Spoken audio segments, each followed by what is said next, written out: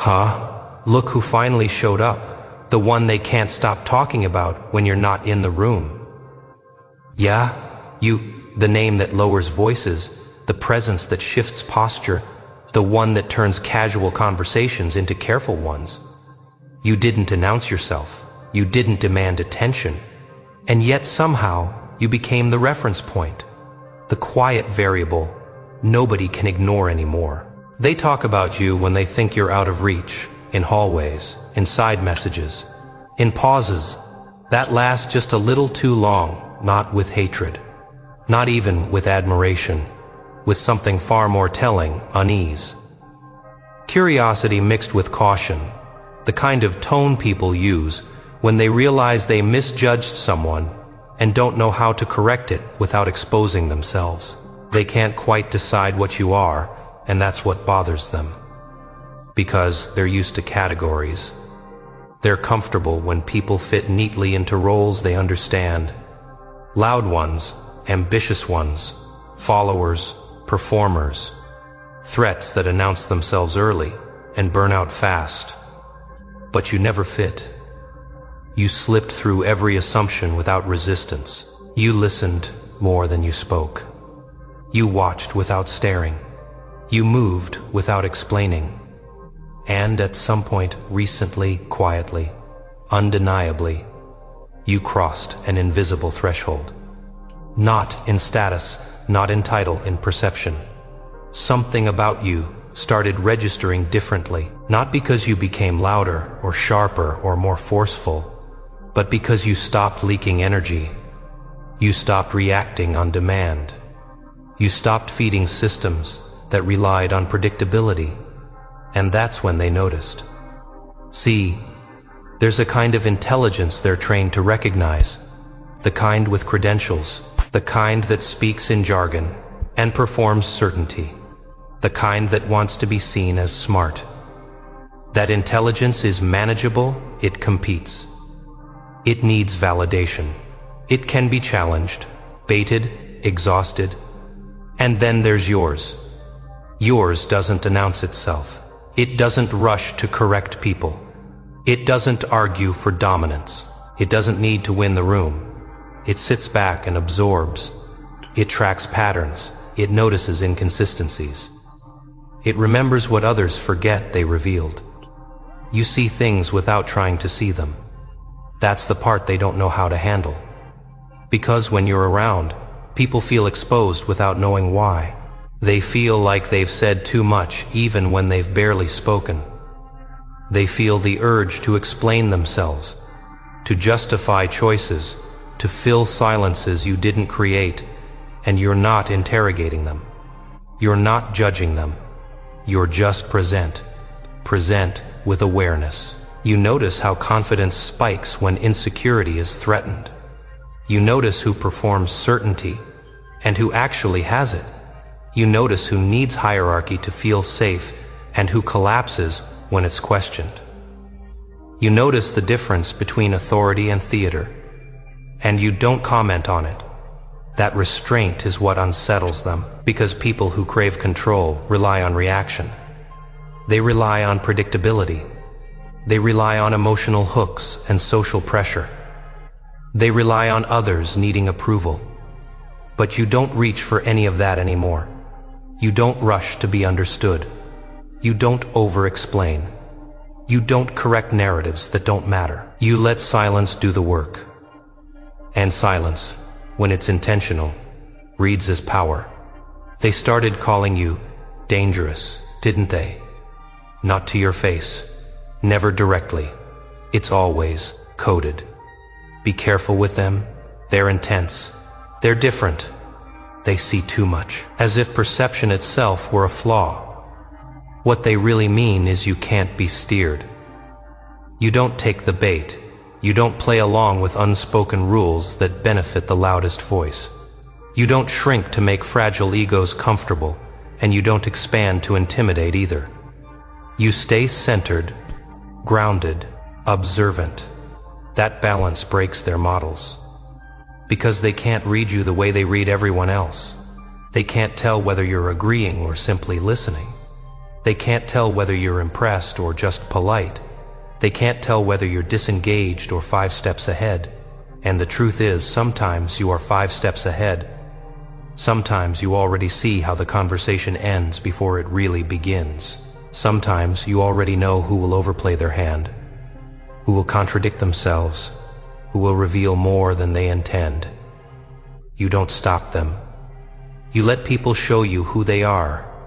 That's not manipulation, that's clarity. And clarity is disruptive in environments built on illusion. They've noticed how you simplify things that others overcomplicate, how you cut through layers without attacking them, how you ask one quiet question that reframes an entire discussion, how you can sit through an hour of noise and then summarize the truth in a sentence so clean it leaves no room to hide. You don't flex intelligence. You apply it. You don't seek recognition. You move with intention. And intention is harder to undermine than ambition. They've tried to place you, to figure out where you belong in the hierarchy they understand. Are you a threat, an asset, a problem, a liability? And the answer keeps changing depending on who's asking. That inconsistency drives them insane, because systems don't like variables they can't predict. You don't escalate when challenged. You don't collapse when dismissed. You don't perform when ignored. You simply adjust. You choose where to invest energy and where to withdraw it completely. And that choice, what you engage with and what you leave untouched, has started to matter more than anything you say. They've noticed that when you disengage, conversations lose momentum. When you stop contributing, certain dynamics fall flat. When you leave a space, the energy shifts, not dramatically, not immediately, but noticeably. Not because you dominated it, because you stabilized it. You were the quiet constant, the one who saw through the noise and didn't amplify it. And once you stopped absorbing chaos, the chaos had nowhere to go. That's when they realized you weren't passive. You were selective. You weren't quiet because you lacked words. You were quiet because you didn't need to waste them. You weren't reserved because you were unsure. You were reserved because you were already certain. And certainty that doesn't need applause makes people uncomfortable, especially those whose confidence depends on external reinforcement. They've tried to test you, subtle digs, slight dismissals, strategic exclusions, little moments designed to provoke insecurity or reaction. And when none of it worked, when you didn't flinch or chase or explain, they had to confront an unsettling possibility. You're not playing the same game. You're not motivated by the same incentives. You're not measuring success the way they do. You don't need the room's approval to trust your own judgment. That independence, real independence, not performative detachment, is rare, and it makes people nervous. Because someone who doesn't need validation can't be easily controlled. Someone who doesn't need hierarchy can't be easily placed beneath it. Someone who understands systems without worshiping them can move through them without becoming trapped. You don't tear structures down. You simply don't rely on them. You've built something internal, a compass that doesn't swing with opinion, a sense of direction that isn't dependent on permission, a clarity that doesn't require consensus. And that's what they sense now. Not threat, not rebellion, autonomy. They don't know what you're planning, if you're planning anything at all. They don't know where you're headed. They don't know how much you see. And because you don't broadcast it, they're left filling the gaps with their own assumptions. People project their fears onto silence. People reveal themselves when they're unsure how to read you. And you've learned to let that happen. You've learned that you don't need to correct every misunderstanding. You don't need to collapse ambiguity for the sake of comfort. You don't need to clarify yourself to people who benefit from misunderstanding you. You're okay being unreadable. Because unreadable isn't empty, it's deliberate. And somewhere along the way, without ceremony or announcement, you crossed from being underestimated to being quietly accounted for. From background presence to variable, from overlooked to watched. Not with suspicion, but with calculation. They're paying attention now, not because you demanded it, because you earned it by not needing it. And here's the part they still don't understand. You're not interested in dominating the space you walk into. You're interested in alignment. You're not trying to dismantle anyone's position. You're focused on building something that doesn't require theirs. You're moving forward, not upward in the way they define it, but inward and outward at the same time. More selective, more precise, more grounded. And that trajectory doesn't peak quickly. It compounds. They feel that, even if they can't articulate it, even if they can't prove it, even if they don't fully trust it yet. Something about you signals longevity, depth, a kind of intelligence that doesn't burn out because it isn't fueled by ego. And that's why the conversations haven't stopped. That's why your name keeps resurfacing. That's why silence follows it. Because people can sense when someone has stepped beyond needing permission. And they don't know what that person will choose to do next. Not because you're unpredictable, but because you're no longer externally directed. And that changes everything. But not all at once, not yet. And that's where it gets interesting, because once someone realizes you're no longer externally directed, the entire dynamic shifts, quietly, irreversibly. They start watching differently, not with confidence anymore, with caution. Because before, they thought influence meant leverage. They thought power meant pressure. They thought intelligence meant speed, volume, visibility. And you dismantled all of that without touching it. You didn't challenge their structure. You stepped outside of it. And when someone steps outside a system without collapsing, the system starts questioning itself. How you don't rush decisions. How you don't explain your absences. How you don't chase momentum just because it's there. You wait. You select. You decline without drama. You accept without over-celebration. That restraint unsettles people who live on impulse and optics. They're used to people revealing themselves quickly, used to seeing tells, used to triggering reactions, used to pulling strings and watching something happen. But with you, there's a delay, a gap, a silence that doesn't feel empty. It feels deliberate, and deliberateness reads as authority. You don't need to dominate a room to shift it. You don't need to correct anyone to change the outcome. Sometimes all you do is listen, and suddenly people start talking differently, more carefully, less performatively, as if some unspoken standard has entered the space. That standard is you being fully present. Not impressed, not intimidated, not reactive, present. You see, most environments are built on people half paying attention, half listening, half thinking, half lying, fully aware, fully engaged internally. Even when you're externally quiet, that contrast exposes everything.